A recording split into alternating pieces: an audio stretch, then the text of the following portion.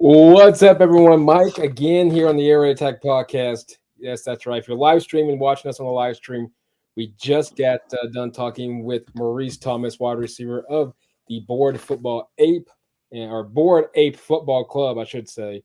But first things first, Keith Wainwright, the FCF linebacker, of course, with the Kingpins, uh, and looking forward to hearing his story about faith and football and family. And first things first, Keith, is welcome to the show, and I'm honored to have you on.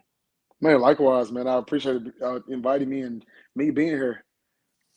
Hey, it's Most a pleasure. definitely. I told Maurice, and I told you, anytime I can get guys a platform to use and get your story out there and your talent, I feel like I've succeeded and did what I could do, and I think that's what matters most, and help you guys get to where you guys want to go. Yeah, most definitely. I Hey, appreciate it. first things first, Keith, is FCF, and of course, a lot of people that might be still be getting adjusted and used to what fan control football is, 7-on-7 football.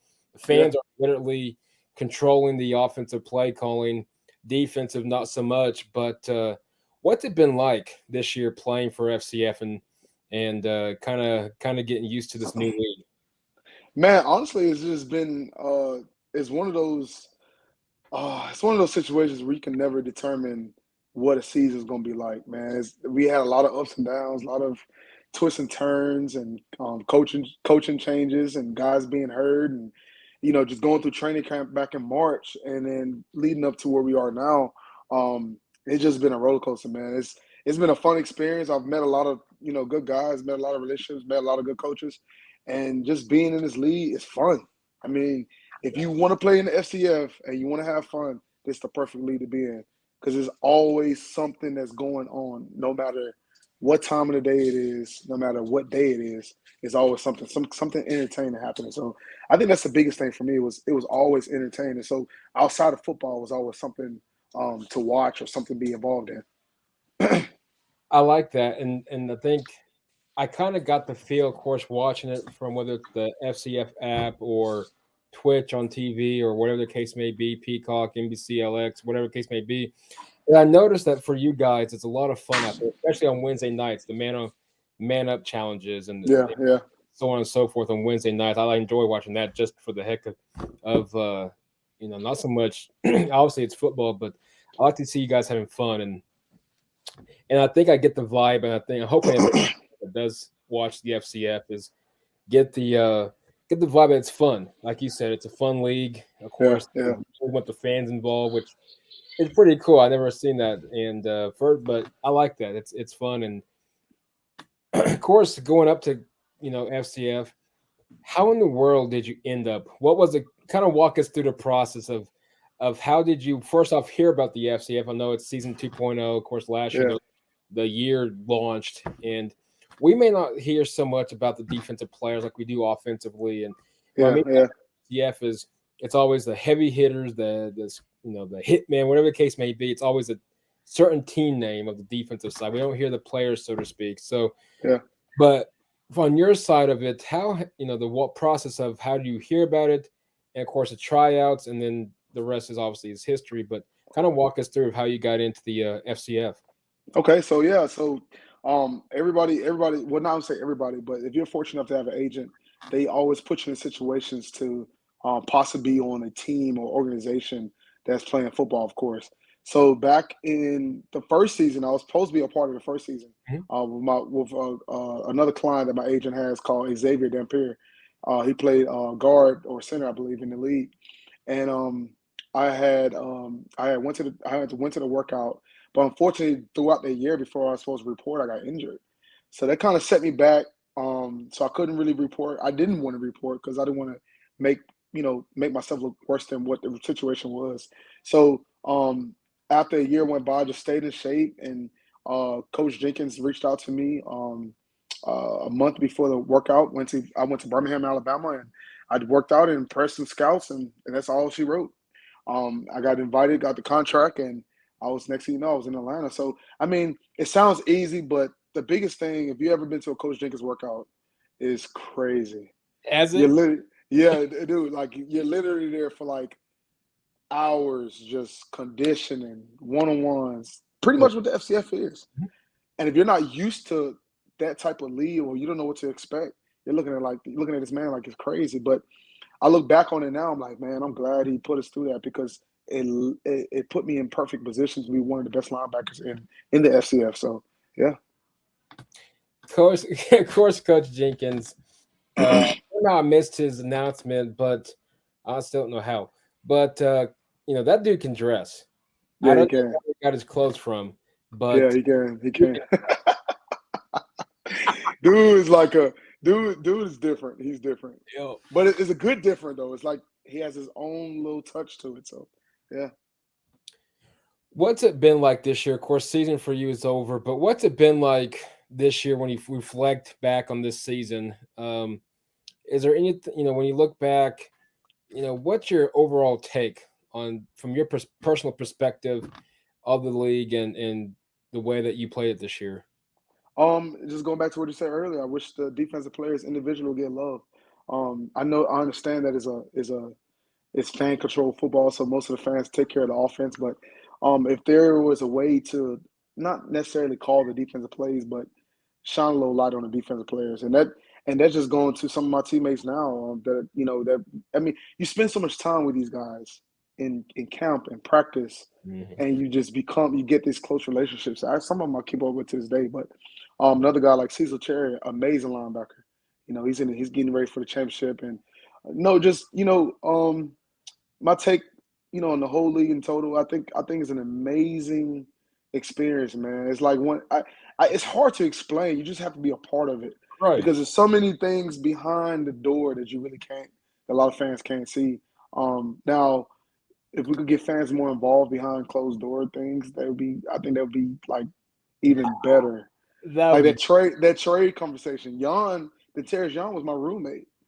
So when that trade conversation happened, he was like, "Yo, what's going on?" Because mhm. it just happened like that. So, I don't know. Just get more fans more involved to the point. That's the thing. I don't think the Fan Control Football League wants um to give the fans too much. I mean, you Right. technically can't give it too much control, Right. but just some insight on trade talks and different things that they could do outside of the Twitch and the Discord and all the good stuff. So yeah.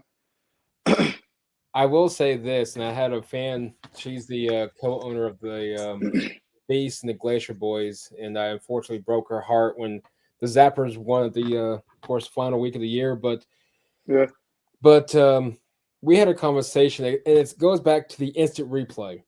Of yeah, course, I was telling it's Marie, crazy. is the chat room literally just growing like, oh, Blowing up. it's a fumble, blah blah blah blah blah. Yeah, If I had one complaint, or I would tell Patrick Dees here and Ray Austin, here's what I would change. I don't know what the perfect solution is to the instant replay. I hmm just think the fans have too much. I just like, for example, if I yeah, really hit the kingpins for whatever reason, even even if, let's say, for example, you intercepted it, but you stepped out of bounds, so to speak. yeah, No, yeah. I, I'm gonna say, oh, I don't like the kingpin regardless. Yeah, you're gonna vote against it. Yeah, But no, yeah, yeah, I don't yeah. know what the way there is to fix that. But if I had one suggestion, somehow their instant replay review, the fan They, review, yeah, they should. What they should do is make it only for the two teams that's playing on the field, exactly. and the majority of the fans that's voting wins. I mean, it's fan control football, so I don't think other teams should chime in because it makes or break the playoff run at the time. But my personal take on that play, I think he was down. I mean, Exactly. yeah. I mean, Exactly. that's just me. And it's crazy. I don't want to bring this up, but me and Alfonso, we had some words back 2 weeks before that. So but at the same time, I always believe in fair play.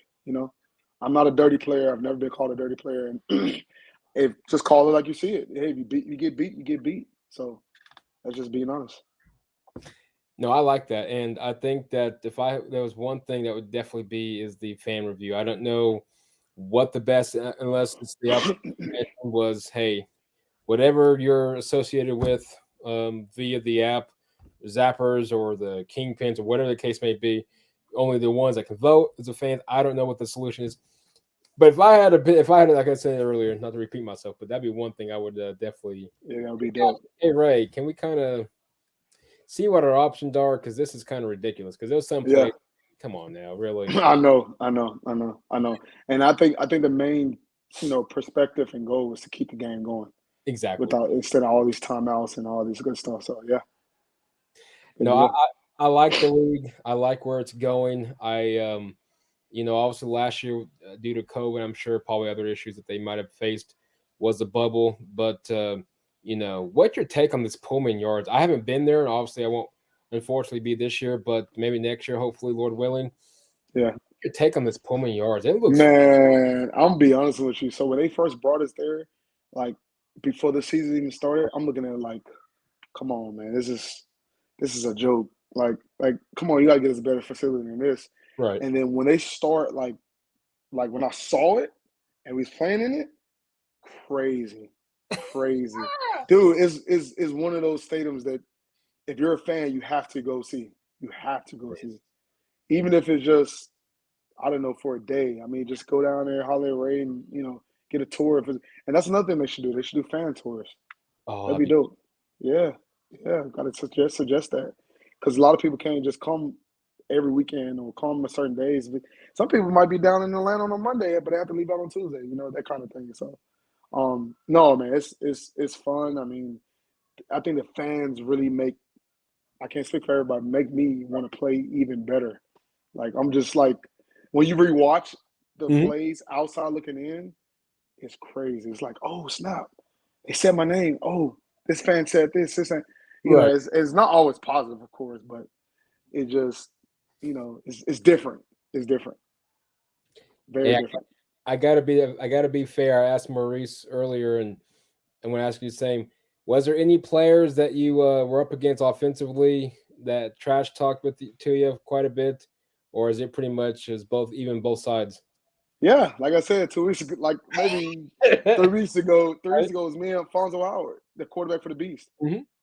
So I don't want to get into diving too much of that, Right. but You're good. we we exchanged words several times on the field, and um he made a good play on me, and I think it was like week 4 maybe, and I got of course as me being competitive, I got upset about it and chopped back at him, and it was just one of those games where it just like I was locked in on him the whole game. So yes, it's but for the most part there's a lot of respect between the players. Yeah, I mean, you got little scuffles here and there, but nothing serious. I mean, you see these guys every day, so it's not like it's a whole different team. We don't know who you are, pulling up to pull me yards on on a Saturday. We see you Sunday through Sunday. So, but if you're competitive like myself, it brings the best out of you every game day. So it's natural for it to happen. I like that, and I like that just because it's the fact that regardless of the league that you're playing in, it's still competitive. Everybody obviously wants to win, and obviously, in this aspect, it takes you guys to the next level, wherever that may lead you guys. And Yeah, I like that because it's like it's not, obviously, yeah, you see some players, I'm sure there because they just love the game, and I respect that. That's perfectly cool. And of course, you got some yeah, players that they're, hey, I want to go play whatever they want to go, whether yeah, it's the new USFL or the XFL, the NFL, yeah, wherever the good Lord takes them. Hey, I'm powered to them too, and I like that. And and the defensive players is like I really really like, and unfortunately we don't know everybody's name because yeah. it's the hitman, it's the X And Y. D block, yeah, I'm like, no, come on now, let's get yeah. some introductions. But anyway, um, prior to FCF, uh, Uh-huh. kind of walk us through your journey with football, Yeah. and who's been your biggest inspiration throughout your football career, and still is obviously, as you're still currently pursuing your football career beyond FCF. Yeah, so I'm from Huntsville, Alabama originally. Mhm. So I'm from the islands. I don't know if you know that or not. I'm from Bermuda. So when I came to the States in 1999, I was fortunate enough to as my mom and my 2 sisters. I'm taking you all the way back. But Hey, my you're good. dad, You're my good. dad he was a professional cricketer. I don't know if you know what cricket is, Really? but yeah, so he was a professional cricketer, and he used to always tell me not to give up on my dreams and that kind of, good stuff. But for the most part, when we moved to Alabama, I had a good friend named Rodriguez Three, and his dad was kind of my first mentor when it comes to football. And he was telling me when I was growing up, he was saying, "Hey man, you need to play tight end because he could catch tight end and linebacker, play both sides of the ball." So I kind of played tight end my freshman year, sophomore year in high school. I didn't really like it too much. I like hitting and not getting hit. So um, I was fortunate enough to play alongside with a guy named Connor Neighbors. He played for LSU. The Neighbor family is, I mean, they got guys that went to Alabama, LSU, all over. And he was an All American, but I finished second team All City in the state of Alabama, and I got an offer from Terry Bowden from Florida. He transferred to UNA, so I went to end up going UNA for a year. Played a lot of special teams. Really didn't like it, and I transferred back home to Alabama A&M University in the SWAC. So I finished my career there. I did okay. I wouldn't say I had the best career. I dealt with a lot of injuries. But my senior year, I was fortunate enough to play in the SWAC championship. Um, and then I had to think about plan B because I didn't think that football was going to be forever. So I'm going to get my engineering degree. I'm an engineer currently, but I got my mechanical engineering degree. And this is the crazy part. I took a year off, not thinking I was going to play anymore. I got a call from the Broncos for a workout. Absolutely. Yeah, so 2017 maybe 2016, 2017. I did a workout with the Broncos. Had another injury, so that didn't work out too quite well. And then I transferred to Texas. I moved to Texas for a while, and then played a couple of rental leagues and a little semi-pro. And then I gave up on football. That was like, I'm at that age where, I just need to just stop playing and focus on my career. And then I had my second child, and that was the game changer because I knew that having two boys, they will look up to me. So I had my second child, and I met my amazing wife that I have now, and she was kind of my motivation to to to get me where I am now. She was like, "Hey, you still love the sport? Keep at it, keep at it," and she just never gave up on me. So I did a couple of XFL. I did an XFL trial when it first came out. Um, I was supposed to go to USFL, but I was kind of hungry for film because what recruiters and scouts they look at current film and not film back in when I went to college. So um, I was just trying to find a league to be in. So when the FCF popped up, I dove on it like that. Mm-hmm. And man, the FCF has provided so many opportunities. I've had, not to say no names yet, but I have Right. a couple of NFL teams call me. I got a team, XFL, might have a chance at the USFL. So right now, nothing serious, nothing in the dirt, but I'm getting some traction from that league tremendously. I like that, and I hope that hey, I always tell people, keep pursuing what you want to go because hey, it's gonna happen. It's Yeah, your own yeah. time, but it's gonna happen. But no, keep grinding, and I like that. And um, I'm just gonna say that out here. I noticed on Facebook, I think, or Uh something. huh. Did you recently get married? Yeah, yeah, yeah, yeah, yeah. Congratulations. I don't be like, That. this dude's stalking me. I was like, I want to make sure first it No, was you you're before I fine. You're say, fine. You're like, fine. dude, that wasn't me. But no, Man, look, let me tell you congrats. what's crazy. I thank you, man. It's kind of like a toss up because I knew I was getting married during the season, Nice. and I felt like I kind of let my team down because if I would have played in the playoff game, Hmm. and in, I think we would probably I would have had a better. I think we had a better chance of winning with Aoki. But me not being there, dealing with other players it's not that the players are not good. I don't want to ever say that. It's the chemistry that you build with your teammates. So if I'm going on a blitz, my nose guard knows that I'm coming. That kind of thing. Oh, when I'm coming, how fast I'm coming.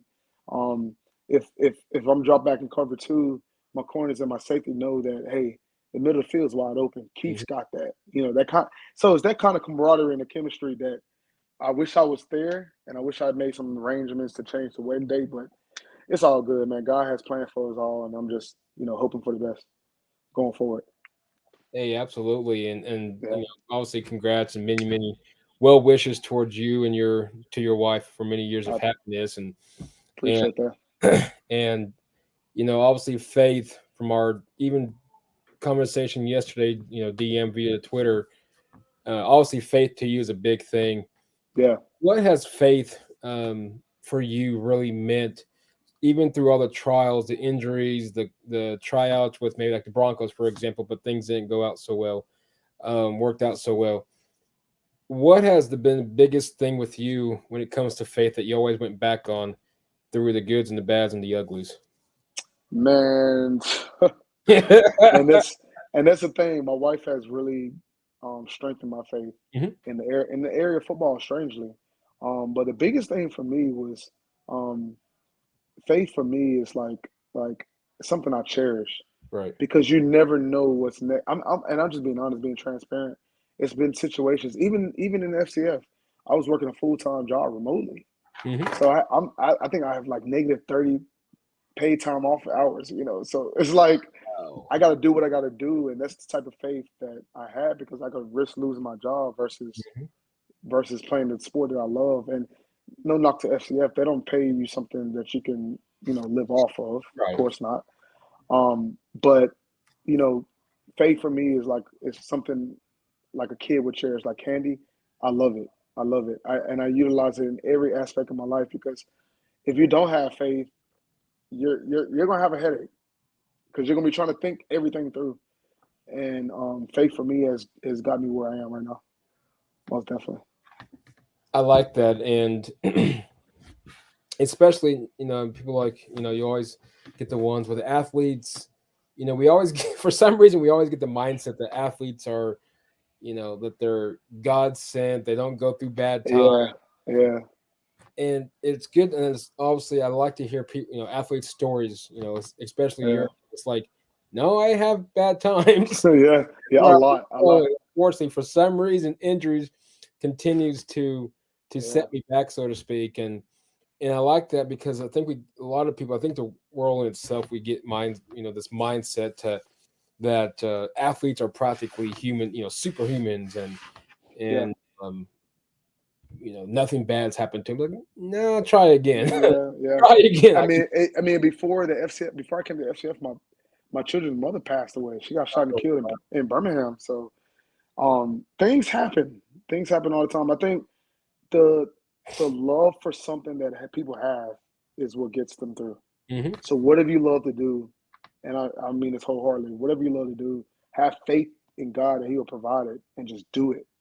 So that's to me, that's the only way to get where you want to get is do what you want to do and have faith doing it. It's never gonna be easy because if it's easy, everybody be in Yep. the NFL or everybody have a podcast or everybody be the next Tom on Facebook or whatever case may be. So I think it's one of those things you just gotta put your head down and just pound and keep pushing. I like that mentality Yeah. because my dad always told me, and unfortunately, his health has declined rapidly. But I like what he always told me was, someone's always got to do X, Y, and Z. Yeah. Because we always get the mindset, well, I don't want to flip a hamburger. Well, you know, we Yeah. don't. We won't have it. Will maybe be a short time, but somebody's got to do it. And I Somebody gotta like do it. Yeah. that is, keep pushing to where you want to go because eventually you're going to get that breakthrough to where, Yeah. hey, here's what I look back on now. I'm going to enjoy the moment because a moment can just like that slip away. Exactly. Exactly. And kind of share a personal story. The listeners out there, you obviously may or may not know, but I don't share it too much because this year's been kind of tough with episodes. But for example, my grandmother, my dad's mom, Uh-huh. heart attack in 2019. She was unfortunately had to be to where she had to live with my parents because she couldn't live by herself anymore to take care of herself. Uh-huh. Well, so when now fast forward to last year, Thanksgiving and Christmas, we took family pictures together and so on and so forth. Well, now as of February 20th, she's on hospice.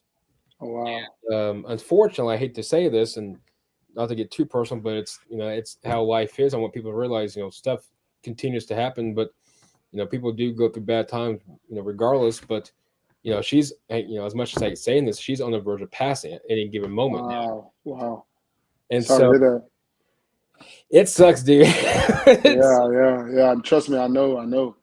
Prayers up for real. For a we appreciate. I'll be seeing my parents here shortly after the pod and kind of. I'll let them know, and people realize, no, this the air raid attack's not the world's, the Joe Rogans and stuff, but Yeah. people trying to get back to what what you're saying is we all go through hard times. Yeah, We got of to keep course. grinding. Yeah, it's gonna suck when she goes. Trust me on that. But it made me think of that a while back. And I think I messaged you yesterday. Was the pastor's kid thing? Like, no, you Mm. should be good then. No, stuff happens. Yeah, Trust yeah, me, God is like you're a pastor and you're the pastor's kid. You guys are safe. yeah. That doesn't how Exactly. that works. Yeah, it doesn't. It doesn't. My wife's a pastor child too, so Nice, yeah. So I know exactly what you're talking about. nice. So, but no, man. The thing with your grandma and dealing with the thing with death, and I know we don't want to get too personal, but No, you're good. God always has a way of Yep. doing something, and the biggest thing for me over my years of playing football and just living life with my kids and all that, I try to look for a blessing in every negative situation, every single one of them. And it sucks because it's like certain situations you just don't look, you don't even try to look for a negative. I mean, a blessing. You just like you just beating yourself up like God. But it's helped me. It's helped me get through, and I'm gonna challenge you to look for a blessing wherever the blessing may come from in a negative situation, because it's something that God's trying to tell you, your family, or somebody that's close to you.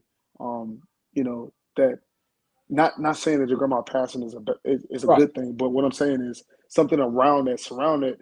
It might be a gap between you or your mom or you and your dad that you know by your grandma passing would you know triumph that. Exactly. Not, I'm not saying that's the reason, but yeah, just look forward and pray about it, and I'll be praying for you as well, for you and your family. No, I appreciate that, and you're, definitely not to get too personal, but you're pretty spot on. The gap is between me and my brother. We haven't talked. We've grown up. We were so close. We That's were, crazy. and now we don't. We're like non-existent. It's sad. It's Wow. That's how it was with my siblings too as well. We had a little gap, and you want to be honest with you, when I got married, it's like it's crazy. We're like all of a sudden just connected. So man, all power to you. I'm praying for you, and I guarantee you that gap is gonna close. It's gonna just when you wake up, you're like, okay, it's weird. right. Yeah, For real yeah, though. For yeah, real.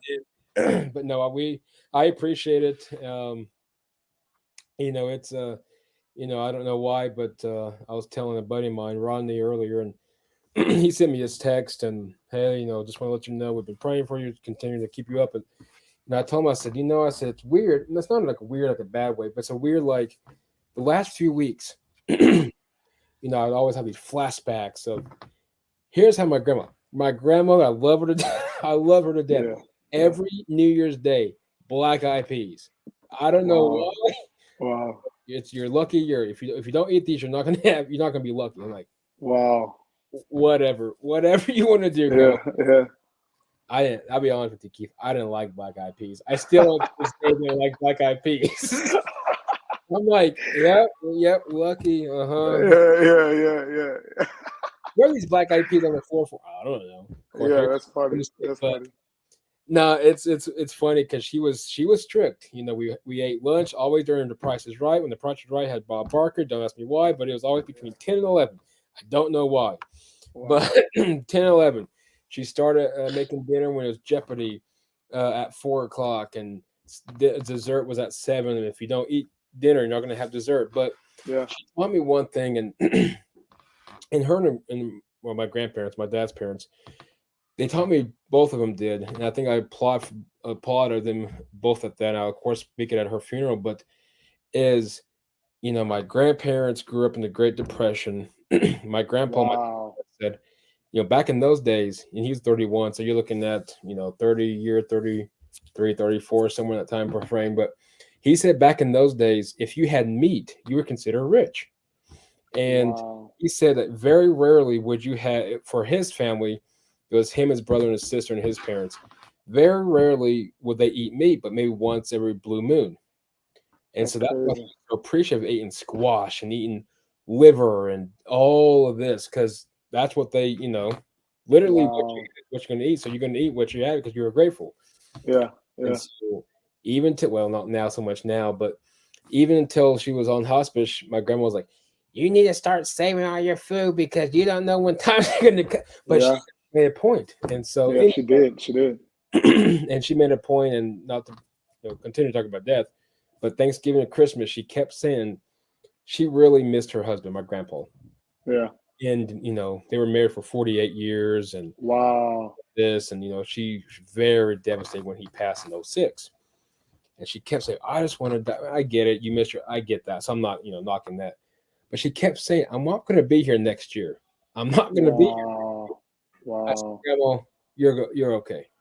It's typical grandma stuff. I'm like, you're fine, Grandma. You're Yeah. going to be 100. You're perfectly fine. She's Yeah. 88. And That's so, still good. That's still good life, huh? exactly. And she Yeah. kept Yeah. saying it. She said, I'm not going to live. I'm not going to live. You're fine, Grandma. You're fine. And then February 20th, I got a text Wow. from my mom. Hey, your grandma's on hospice. Till this very day, she met with the Wow. chaplain. I will say this, and made my heart happy. So I'm at least at peace with it, with her individual self and her soul. Is her and I had a good conversation before she went unresponsive. And she flat out, my grandma told me, she said, I said, what's going on, Grandma? She says, I'm ready. And she knows, oh, she knows Wow. what's going on. I said, what do you mean you're ready? She says, prayed last night. I say she wasn't much of a, I don't know. I'm not going to say any of that, but the one thing that I will say with her was she told me right to my face, she said, I prayed last night. He forgiven my sins. I'm at peace with God. I'm ready to go home. Mm. And that was it. Wow.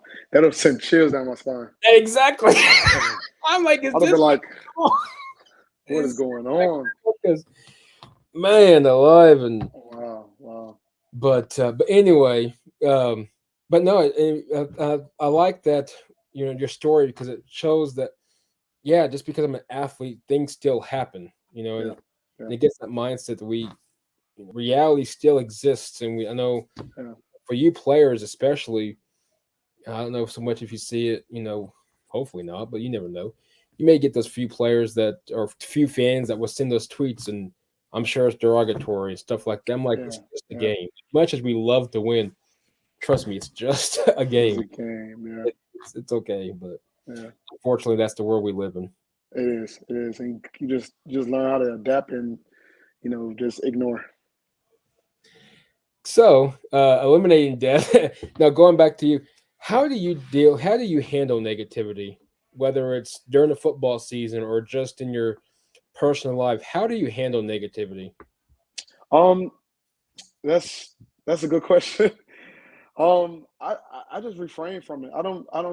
I'm a firm believer in not putting myself in situations where I can't get out of. Now, if you're talking about social media negativity that you see a comment, I don't that doesn't bother me too much. But if it's something or somebody that is negative, I just refrain from them. I think peace is everything, Mhm. and I surround myself with people that brings me peace. So negativity will come.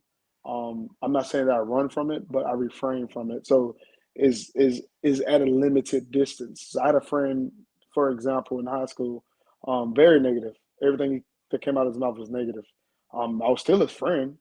It just I just limited my distance, limited my talk time, limited, our conversations.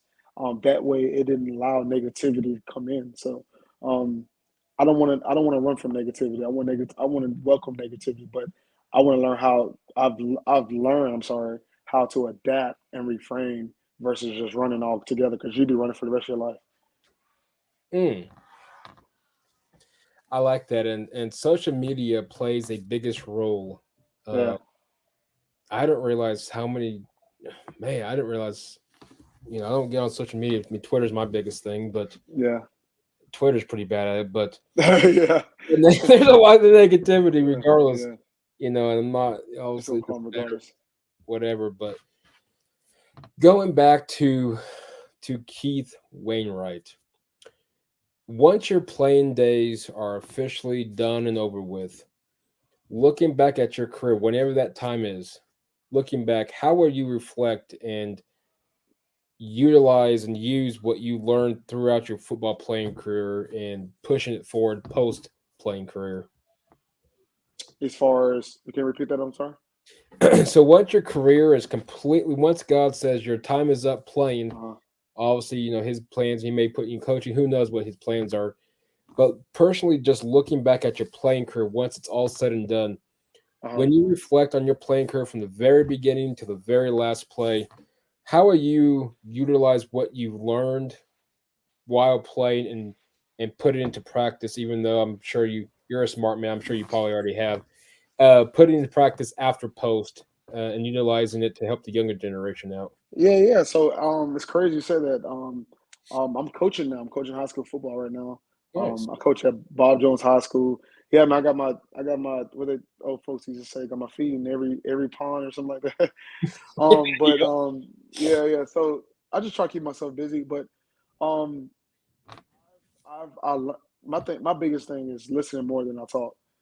Because I like to learn. Even if I know something, I want to hear somebody's different perspective. So I try to utilize that same methodology to the kids and the younger generation is learn. I think the hardest thing for me, going back to what you said, early career to where I am now, Right. is learning how to effectively discuss things with them at different age levels. That's the hardest thing. Is not too much translating the information, is knowing who your audience is, Hmm. and trying to get them to listen effectively. Like my sons, of course, he's 6 and 7. I got 3-year-old and a 14-year-old, but those are 4 different variations of Oh yeah. teaching. So the same thing I teach to the 14-year-old, I will teach to the 3-year-old, that kind of thing. So um, I think for me would be videos. Videos is a great resource for teach tape and teaching the younger generation things you want them to know. Because I mean, we live in a social media area. We live in an area where everything is on the phone. If you can send them a video versus a text or a phone call, I guarantee you they'll listen faster than anything else. So, a teach tape. That's to me that'd be the best option. Hey, this is what you should do at this age. This is what you should do in this part of your career, and so far. So, yeah. I like that, and I'm 100% with you. I think the technology age, and I'm sure you're probably in the same age group. I'm sure with me, or darn near close to. I'm 34. I Okay. remember playing days where it's 7 o'clock at night, the sun's starting to let down. Yeah. We Yeah. got till 8, and your 8 better be at home inside the house. I know. We played It's outside, crazy. and you know what? We The actually porch, the porch light. yeah, the porch light exactly right up by Yeah, the house. We had a street light, so when that street street light, light. Yeah, you put better your butt be in the house. inside that house. And Holy look. yep, and we lived from at the time we probably lived probably about 4 or 5 blocks from my grandmother's house, and they'll get close to 6:59. My grandma like, you guys better go home. My brother and I would look. I'm like, first one to the house. I mean, now we're at this part. We're just racing our bikes. Yeah, yeah. Man, that sun came on, sun came down, I should say. But no, technology really is a big player. It And is. It is. going back, going that you mentioned coaching high school. It's a topic. It's a hot topic. It's touchy for some, and feel free. Don't answer if you don't feel comfortable. Please do. Um, but with this country being so so much division, so much hatred. What doesn't? I'm not even pointing fingers. It's a in a way it's a team effort that we're all failing. But there's so much hatred and division in this country, and we can point fingers and blame whoever we're going to blame. But at the end of the day, there's so much hatred regardless. Hmm. When you tell when your players, I'm sure see it obviously in social media is the biggest one. How do you what do you tell your players when it comes to stuff like that? When you see, the social injustice that needs to be handled a whole lot better than it has been now, stuff Hmm. like that needs to be fixed, and stuff like that needs to be handled properly instead of the way that they've done it. Stuff like that, and even just to now, we're just seeing so much division, so much mass shootings, Yeah. going Uvalde and across the country. What are ways that you and your coaching staff looks and tell your players that what's the best way that you kind of tell, like, hey, it's live. I mean, kind of, I shouldn't say walk us through it, 'cause I think that's really more of a personal connection with you and your players. But what No, are you're ways fine. You're fine. to help them avoid that negativity on that social media, even though I'm sure it's tough to do. So I think just like you was talking about earlier, how you think fans believe that most players are like just super. So it's three things that I tell the players all the time. It's always number one is misconception. Yep. Number two, personal relationships, and number three, accountability. So those three things to me are the three biggest things on the reason why things happen in this world. And as far as the kids concerned, I always say that communication can avoid misconception. If you are, you're talking to somebody in school and you guys have a heated argument over whatever, let's say a pencil, for instance. Right. If you don't communicate effectively to get your point across, anything can happen. And so that's just a prime example. If you don't communicate on the football field, you cannot make a play. I don't care how good you are. It's always room for the opposing team to score a touchdown or to stop you. And then the second one, like I said, was personal relationship. I'm always big on personal relationship because I believe that once you have a relationship with somebody, if there's things you can say and do that can effectively, like I said, communication, you can get to them easier and better. And the third thing, accountability. So I let them know that, hey, you could be a starter on this team, but if you bring a deed to the field Yep. house, you're not playing. Yep. So that's the accountability part. They have to know that they're responsible for their own fate. They're responsible for their own lives. If you go out there and drink underage, and that's how my daddy raised me. He said, "Hey, I'm gonna let you do what you want to do, but here's the consequences for your actions." So it makes you think twice as a child. It makes you think, and then you get to the point where, okay, maybe I could get away with it. But then when it actually happens, when you can't get away with it, you're looking back at what daddy or coach said, and you're like, oh, I shouldn't have done that. Yep. So it's almost like a self lesson. And it's not to say that sacrifice has to come before somebody learns, but it's some kind of accountability, relationship, and misconception that should have been brought to that person before if it was even done. And I almost can guarantee you that everything that's ever happened to this country is because of those three things. One of the three, or maybe all of them. Absolutely. I think accountability, and you don't have to play the political race. It's across the board. There's things that I'm sure I could do better that people, will hold me accountable for. 'Cause at the end of the day, Dad always taught me that, because we always had a rule. Summertime, during summer breaks, we can stay up, but if we stay up all night, remember, 8 o'clock in the morning is going to come, and I don't care how much slept we're gonna go do, because that's how he always was. So it's always a price you got to pay. And my dad always told me, my grandma and grandpa, and literally people I surround myself with, you got to be held accountable. Yeah. My mom and dad, they didn't teach us the hell and the brimstone stories, but they let us know heaven and hell is real. Yeah. Continued to, I don't know what she was trying to prove. I don't know, because we sit in the back seat, and whether we're going, I don't know where we were going the one time. I still recall going down Reno, which is a street north from here, and I don't know what in the world brought it up, but she kept saying, if I could save you from going to hell, I would. Unfortunately, you're being held accountable, and I can't for your own. Yeah. And my brother, that's real. Like, what is this chick talking about? Yeah. Now we know. But you understand now, yeah. We're in our 30s, so now we know. Oh, okay, cool.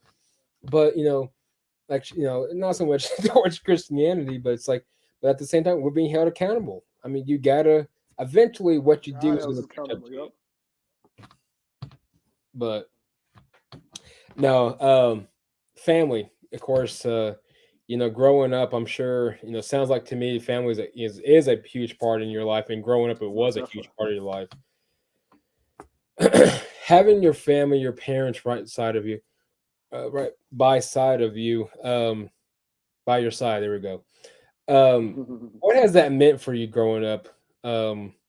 Just personally, maybe not even so much into football, just having your parents there and being that inspiration, that support system for you growing up, and just living your daily dreams, so to speak. Yeah, so my mom was heavily in the church.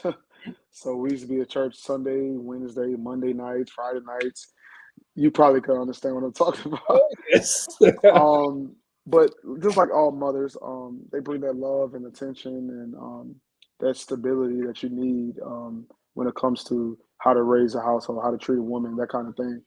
And my dad, unfortunately, he was in Bermuda when I came to the States. So we had a lot of phone relationships over different social media platforms.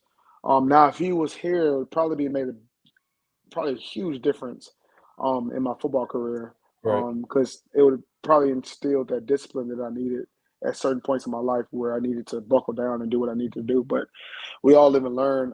But I'm fortunate enough to have them still in my life, and I think they play a huge role in my success only because they remind me of the times of certain things they used to say and do for me. So it's kind of like a reflection of who I became in them. So um, you said it earlier about your parents and certain things they used to say.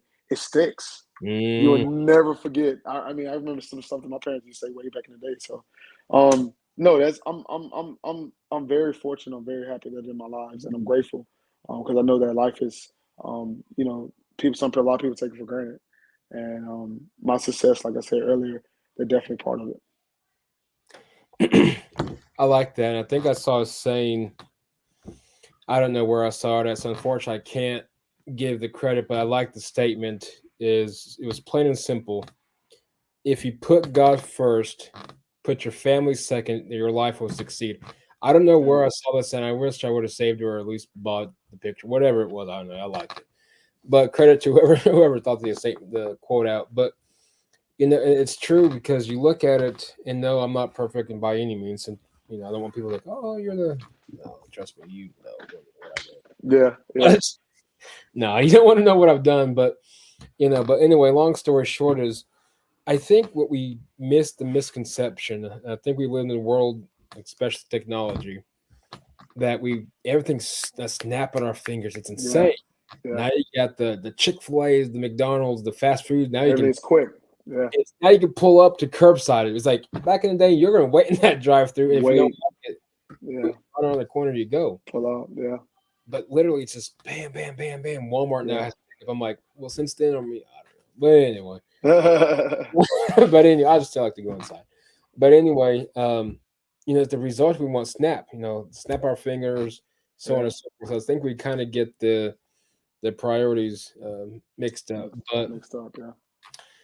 looking, obviously, we don't. The fact that I don't know about you, but there's a question that's like, where do you see yourself in 5 years? I'm like, I really don't know. And I get some like, really? I'm like, I don't know. I really don't Yeah, know. yeah. Yeah, I don't know. Hopefully somewhere. We're I alive. know, right? I know, right? I know, right? Because anything can happen from now and like five, that's a lot of time. Yeah, exactly. It's like the biggest Yeah. thing. I think it was an interview. And it's like, well, we asked you this question. You didn't answer it very well. I don't know what you want me to say in 5 years. Uh, Successful, I hope. Alive, I hope. yeah, yeah, Good health. I don't know. exactly. But obviously, you don't. I'm not asking you to be God and play the future as well. But they're not so much the next 5 years. But anyway, football career wise, what are you hoping that your next steps are? Um, Obviously, after this season has been completed, hopefully is a Uh, season 3.0. Do you see yourself being back in the FCF next year for season 3, or what your hopeful dreams are? I should say. There we go. man, like I have a lot of options. Nice. Of course, every athlete is a football player wants to go to the NFL. Right. But sometimes NFL might not be one's route. Hmm. You could be effective in different leagues. Now the money might not be the same, but Right. your impact can be tremendous. So no, man, I'm looking at I have an opportunity, like I said, Major League Football, XFL, USFL, different opportunities. But whatever one that God leads me to, um, that's what the one I'm gonna lean towards. But in 5 years, man, I think I'll be done with football. I mean, hey, look, if I'm fortunate enough to still play in 5 years, it's, I still do it. But I don't think I even want to play that long. I'm more of a in the next 3 years type of guy. Now the last 5, don't get me wrong, but I'm not shooting for 5. I'm only shooting for like 2, 3. So but no, man, it's been a roller coaster. It's been a ride, and I'm just appreciative of everybody, coaches, guys like you, just giving me the opportunity to share my platform, share my story, and I don't take these for granted at all. No. So what you're telling me is you're not going to be like Tom Brady and play till you're 50? No. No, man. I don't want to be selfish. I want to give my kids some time, and I I want get to coach and spend time with my family. And so now, like I said, if the money and the opportunity looks right, who would I be to turn something down? So exactly. no, man. I still got my feet in the pond, as you say earlier. So just waiting for a phone call and some more confirmation, and I'll definitely keep up with you and stay with you, and we'll continue this thing going on. Most definitely. And no, I don't know. I'm 34. If somebody asked me a while back, could you put on the pads one last time? Give me a season, I'll do it. Hey, yeah. And I'll do it for a year. Yeah, man, you look pretty stout, so you should be good to go. I give you 2 years at best. 37 and past that, I'll give you 2. I'm 37, so 3 years. Yeah. Well, if the season starts next year, so 2. Give me 2 or 3 years after 37. I don't know, dude. I don't know. Yeah, I think you do it, man. You do anything you put your mind to. Hey, absolutely. I got a lot of working out to do, catching up. Lost some weight, but I still got to, I still got to hit all the fun stuff. Yeah. But nah, no, it'd be one of those things. I've thought about it. I ain't gonna lie. It's been a while since I played, so I don't know. It might be okay in the field, but I may have it still. I don't know. Yeah. Give me a year or 2. I think I'm sure I can pull some stuff out still, but yeah, man, you'll be good to go. Nah, give it a shot. Just give it a shot. It won't hurt. Hey, exactly. I may have to tweet out Ray Austin. Hey, do you guys have the tryouts dates yet for next year? Because I got to know what my goal is here. Yeah, they usually drop around August, September timeframe. Nice. So they're not doing a fall league, so they're cranking back up in January, February timeframe. Sweet. So you got enough time. Hey, I got what, 2 major holidays. I'm sure I can pass up on eating, but make sure you eat your grandma's peas now. Hey, I got to make that a good year. That's why I said. I was like, man, grandma. No, I shouldn't say. That's really bad to say. It's like, no, you're good. No, we saved. My parents and I, we saved quite a bit of recipes she had because wow, nothing beats those old school grandma cookies. I know. Man, it's a different beast. Because trust me, dude, my chili ain't gonna taste nothing like her chili. Nah, she's good people, and of course, I don't like to put dates, but it's very, very soon, unfortunately. But nah, dude, I'll have to check out those tryouts. Going back to that, hey, give me a year. I won't be Tom Brady and do 45 and still play. I'm definitely not doing that. But just stay in touch, and I'll definitely let you know when the dates crank back up, and I will definitely shoot them to you. I'll forward you my number when we get off. Yes, sir. But hey, you look at it. We all have, the Tim Tebow's, the John 3:16, Philippians 3:14, stuff like that. Is there a certain verse you always go back on, or just time? I'm kind of wide open. I have several verses. I'm a big Proverbs man because Proverbs kind of gives you direction in life. But no, I really don't have a go-to verse that I like to go to. I'm wide open. It's really based on the situation. But I'm definitely a Proverbs man. Hey, Proverbs 16:3 here, commit yourself to God and everything that's going to work out. And it's not exactly what it says in the Bible, but it's my version. And pretty much, I think it's commit your plans to God and your plans will succeed. Yeah, most definitely. But I like that one. But no, I'm kind of like you. Obviously, Proverbs is a big thing. there's certain verses throughout that I may read during certain seasons and be like, cool, I'll keep that in mind. Exactly. Got highlighted, underline it, whatever. Take a picture of it, whatever is best nowadays. But as we wrap up the show, Keith, if you want to have some fun, I got some random questions. Go ahead, shoot it. You got it. Q&A session brought to you by Storm Check. If you're in the Oklahoma City metro area, hit up Storm Check. Check them out, stormcheck.team. Let Wong Lam, the host of the Defining Moments podcast, know that I sent you their way, and he will make sure that your storm shelter is clear and ready to go in case we have a tornado in the OKC metro area. Growing up, what was your dream job? Policeman. I like that. Favorite food? Lemon pepper wings. Those are the bomb. Yeah. Those are bomb. Dry flavor, dry. I gotta have them dry. If you could live anywhere in the United States, part 1, where would you move? Part B, in the world? Florida, because it reminds me of home. Part B, Barcelona. Ooh. I love Spain. Yeah. They got some good food too. Yeah, I've never been. I haven't either, but I'm sure that it looks good. It sounds like it's good. It looks good. As my dad would always say. No, I know what you meant. Those pictures look amazing. It looks pretty darn good. Yeah. Now, when I make it, it don't look so good. I don't know if that actually matches this, but nonetheless. Yeah. Your type of favorite season: fall, winter, spring, or summer, fall, winter, spring? There we go. Fall. I like fall. That's what's up. Do you have a favorite NFL team? Oh, Ravens all the day. 15 years strong. Baltimore Ravens. That's what's up. How do you think Lamar is going to do without Hollywood Brown this year? Well, Hollywood left. He went to another team. I think Lamar just needs. It's difficult because their offense is not designed for him to throw the ball 100 times a game. Because Joe Flacco went through the same thing. So our team is dependent on defense and the run game. So that's why it's hard to land a top line receiver. I think if we can stay healthy, number one, and if we could get a consistent run game, I think nobody can beat us.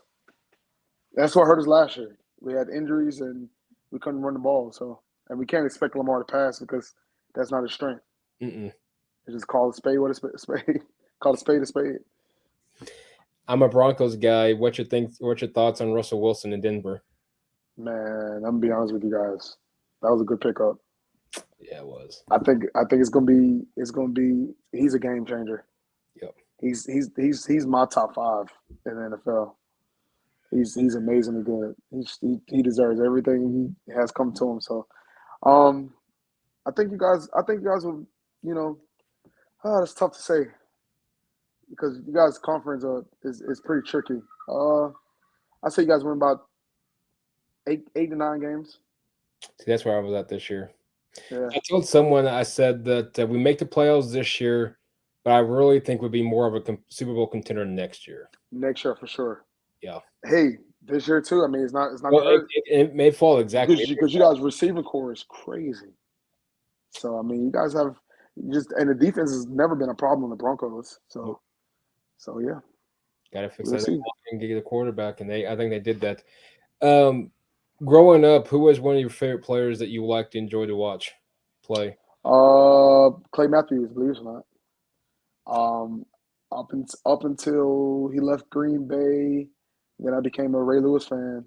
I was always a Ravens fan. Don't get me wrong, but I became a Ray Lewis fan back in 2000 and I want to say 11, 12. Nice. Around there, yeah. And I've just been a fan ever since. I started liking Luke Kuechly, and now my favorite player now is Landon Collins. Oh, that dude can play. Yeah, it's my favorite because I feel like part of my game is like his. I try to be. Part of the game is yours that you're trying to not so much imitate, but you try to learn off of. Yeah, most definitely. It was Landon Collins, most definitely. This one's always touchy just because it's always a good argument. We'll end it on this note. MJ or LeBron, who's better? LeBron is better. Come Come on. No, okay, I'm gonna be honest with you. And don't quote me on this. Well, it's live. You got no choice. MJ is a better basketball player. LeBron's a better athlete, in my opinion.